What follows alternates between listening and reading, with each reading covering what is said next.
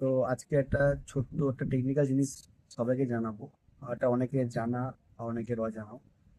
যদি কারো পাঠানো হোয়াটসঅ্যাপের মেসেজ সঙ্গে সঙ্গে ডিলিট করে দেয় এবং সেই মেসেজ যদি আপনি দেখতে চান, তো সেই মেসেজ আপনি কোনো থার্ড পার্টি যেগুলো হার্মফুল অ্যাপস আছে সেইগুলো ডাউনলোড না করে শুধুমাত্র ফোনের সেটিংসে একটা সেটিংস অন করা থাকলে সেগুলো আপনি সহজেই দেখতে পাবেন।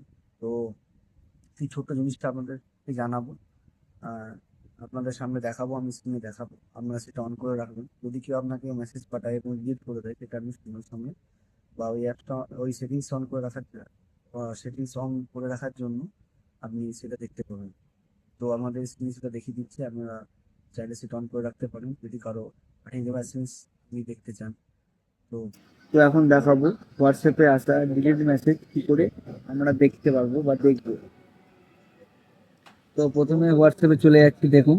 তা হোয়াটসঅ্যাপে যাওয়ার পরে এখানে একজন মেসেজ করেছে, মেসেজ ওয়াজ ডেটে দেখা যাচ্ছে।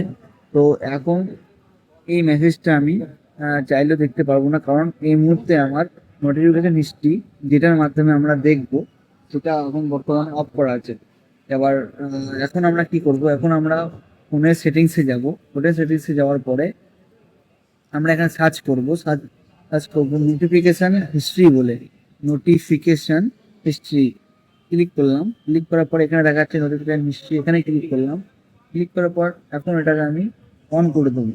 অন করে দেওয়ার পর আমি সম্পূর্ণ ব্যাকে চলে আসবো এবং আরেকবার হোয়াটসঅ্যাপে এবং আরেকবার মেসেজ করার জন্য বলবো। এবার দেখুন আমরা নেক্সট এই এখন যে মেসেজটা ঢুকবে সেই মেসেজটা আমাকে দেখাবে। তো দেখুন এখন এখানে আমি আবার হোয়াটসঅ্যাপটা করে নিচ্ছি।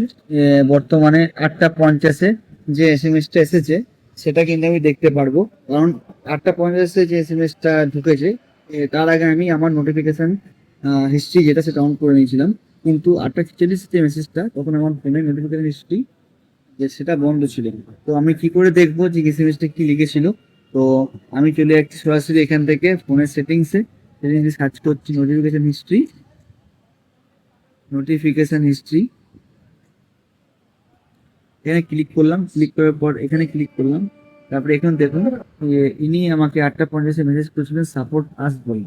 তো এইভাবে আপনারা আপনাদের যে মেসেজগুলো অনেকে মেসেজ করে ডিলিট করে দেয়, তো সেই মেসেজগুলো দেখতে পারবেন। তো দেখা হচ্ছে পরের ভিডিওতে পরের কিছু ইনফরমেশন।